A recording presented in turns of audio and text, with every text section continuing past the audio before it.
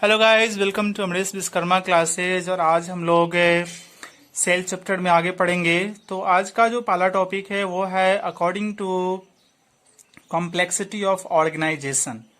According to complexity of organisation, इसका मतलब हो गया कि अगर हम किसी लिविंग थिंग को देखें तो लिविंग थिंग कोई जो है ना छोटा है कोई बड़ा है, तो उसको अगर हम सेल के शेप एंड साइज के बेसिस पर देखेंगे तो सेल दो तरह के हो सकती है। पहला प्रोकैरियोटिक सेल और दूसरा यूकैरियोटिक सेल। तो प्रोकैरियोटिक सेल क्या होती है, आइए उस चीज को सबसे पहले समझते हैं। तो प्रोकैरियोटिक जो सेल होती है वो बहुत ही छोटी सेल होती है, और ये जो सेल होती है इसका डायमीटर, ठीक है ना, ये जो सेल होती है इसका जो डायमीटर है, ये डायमीटर है, ये डायमीटर जो है ना 1 से लेकर 10 माइक्रोमीटर होता है, ठीक है।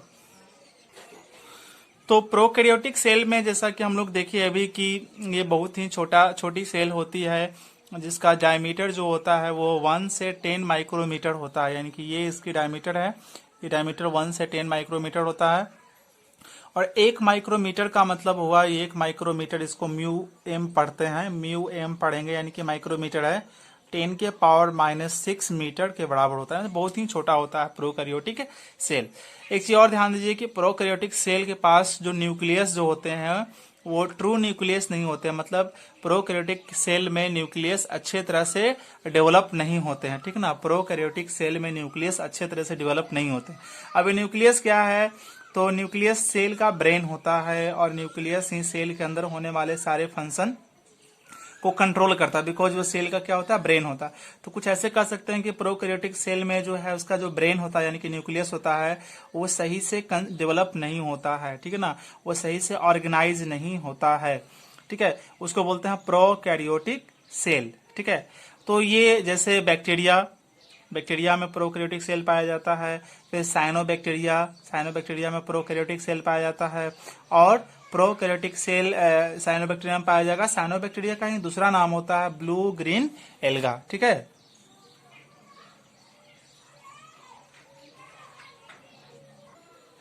अभी गाइज हम लोग यूकैरियोटिक सेल के बारे में पढ़ेंगे। तो यूकैरियोटिक सेल वो होता है जो प्रोकैरियोटिक सेल से कंपैरेटिवली ज्यादा बड़ा होता है, ठीक है ना।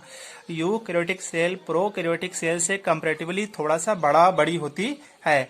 तो इसका जो डायमीटर कितना होता है, इसका डायमीटर 5 से लेकर 100 म्यू मीटर होता है, ठीक है ना। और इसके पास जो न्यूक्लियस होता है पूरी तरह से डेवलप होता है, मतलब इसका जो ब्रेन होता है वो पूरी तरह से वेल डेवलप्ड होता है। तो ये तो बेसिक डेफिनेशन है प्रोकैरियोटिक सेल। यूकैरियोटिक सेल में और भी बहुत सारी चीजें हम लोग जानेंगे, बट वो जब हम सेल के बारे में और डीप जब स्टडी करेंगे उसका ऑर्गेनेल्स का, तब जाके हम फिर से प्रोकैरियोटिक सेल और यूकैरियोटिक सेल को आपस में हम कंपेयर करेंगे, ठीक है। तो अभी तक आप ये याद रखिए कि प्रोकैरियोटिक सेल और यूकैरियोटिक सेल में बेसिक जो डेफिनेशन होती है उस चीज को आप ध्यान रखिए, फिर हम इन टॉपिक को हम फिर से डिटेल में डिस्कस करेंगे, ठीक है। सो गाइज अभी हम लोग देखेंगे सेल साइज के बारे में। तो सेल साइज क्या होता है उस चीज को जानिए। तो सेल के जो साइज होते हैं, सेल का जो आकार होता है ना, सेल का जो साइज होता है वो सेल का जो साइज होता है वो बहुत ही छोटा होता है, और सेल को हम देख सकते हैं with the help of microscope की हेल्प से हम सेल को देख सकते हैं। और सेल की अगर साइज की बात कीजिए तो कुछ माइक्रोमीटर से स्टार्ट होती है सेल, और कुछ मीटर तक इसकी होती है, मतलब माइक्रोमीटर से मीटर के बीच में सेल का ही साइज हो सकता है। तो यहाँ एक चीज ध्यान दीजिएगा कि अभी हम लोगों ने सेल साइज के बारे में बात की है।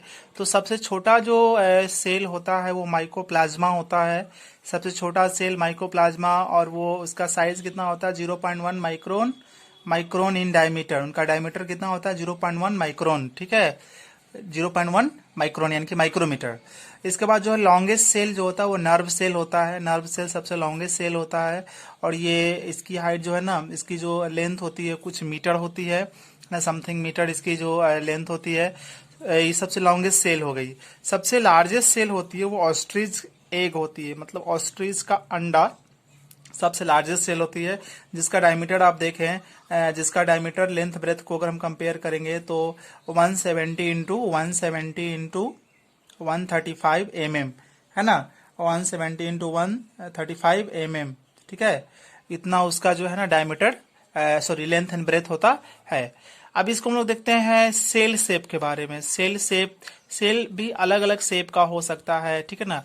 सेल का शेप जो है डिपेंड करता है कि सेल कैसा फंक्शन करती है, कोई सेल का क्या काम है, इस बेसिस पर उसका शेप डिसाइड होगा। शेप डिसाइड होगा किस चीज पर, कि सेल कौन सा काम कर रही है, इस कारण से, और इस बेसिस पर सेल का शेप डिसाइड होता है।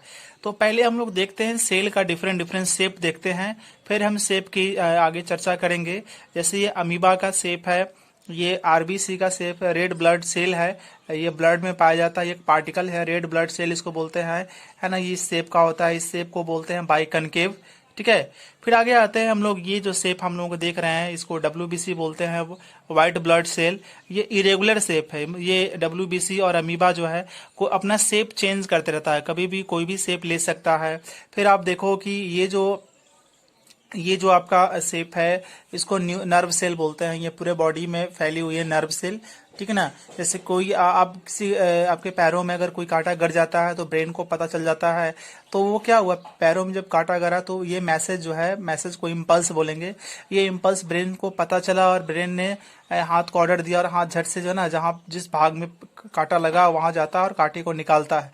तो थ्रू इसके कारण होता है, इसको नर्व सेल बोलते हैं, सबसे लंबा सबसे लॉन्गेस्ट सेल होती है ये। फिर आगे देखिए कि ये ओवम होता है, जिसको आप एग भी बोल सकते हैं, एक भी बोलेंगे। ये फीमेल सेक्स सेल होता है ना, फीमेल सेक्स सेल इसको बोलते हैं। ये स्पर्म है, स्पर्म यानी कि मेल सेक्स सेल है ये, ठीक है। इसके बाद हम लोग आगे देखते हैं कि ये muscle cell, smooth muscle cell का ये स्ट्रक्चर है आपका, और ये जो आपका स्ट्रक्चर आप देख सकते हैं इसको बोलते हैं फैट सेल। बॉडी में चर्बी जो हो जाती है ना, मोटापा, ड्यू टू दिस सेल, चमड़ी मोटी हो जाती है, स्किन मोटी हो जाती है ड्यू टू दिस सेल, ये फैट सेल है।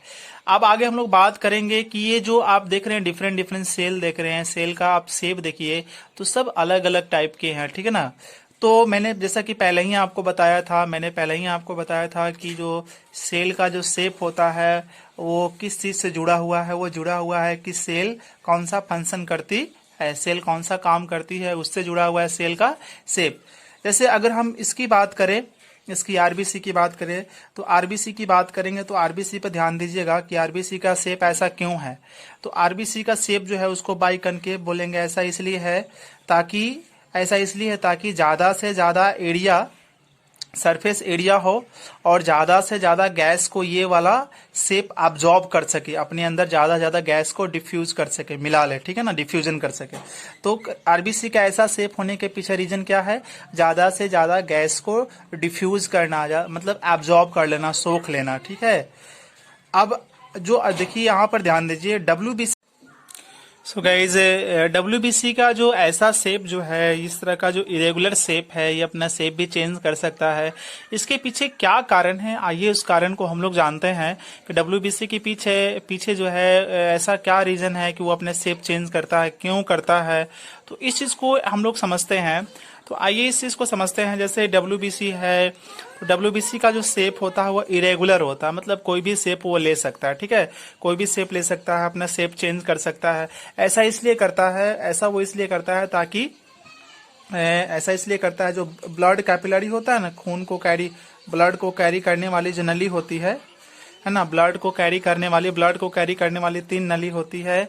एक कहलाती है भेन, एक कहलाती है आर्टरी और थर्ड कहलाती है कैपिलरी। ये तीनों ब्लड को कैरी करते हैं, ब्लड को एक जगह से दूसरी जगह लेकर जाते हैं, ठीक है। तो हम इन तीनों के बारे में अलग से बाद में बात करेंगे। अभी जान लीजिए कि डब्ल्यूबीसी अपना शेप चेंज करती है। शेप चेंज करके क्या करती है, जो पतली इन तीनों में सबसे पतली जो ट्यूब नली होती है वो कैपिलरी होती है। तो डब्ल्यूबीसी अपना शेप इसलिए चेंज करती है ताकि वो कैपिलरी से गुजरकर कैपिलरी से निकल जाए, और निकलकर जो है बॉडी के जिस हिस्से में चोट लगी हुई है, बॉडी के जिस हिस्से में जख्म है, उस हिस्से तक पहुंचे और बॉडी के उस जख्म को सही से ठीक कर दे, ठीक है ना। क्योंकि डब्ल्यूबीसी क्या होता है, डब्ल्यूबीसी क्या है कि ये एक तरह का सोल्जर होता है जो डिजीज को आपके बॉडी में आने नहीं देता है, ये डिजीज से फाइट करता है, ठीक है, ये डिजीज से फाइट करता है, ये हमारा सोल्जर है। इसको ऐसे भी कर सकते हैं कि डब्ल्यूबीसी क्या है, हमारा इम्यून पावर है, मतलब रोग से लड़ने की क्षमता है। अगर कोई बार बार बीमार पड़ता है तो सोच लीजिए उसके बॉडी में डब्ल्यूबीसी की कमी है, और अगर कोई बीमार बहुत कम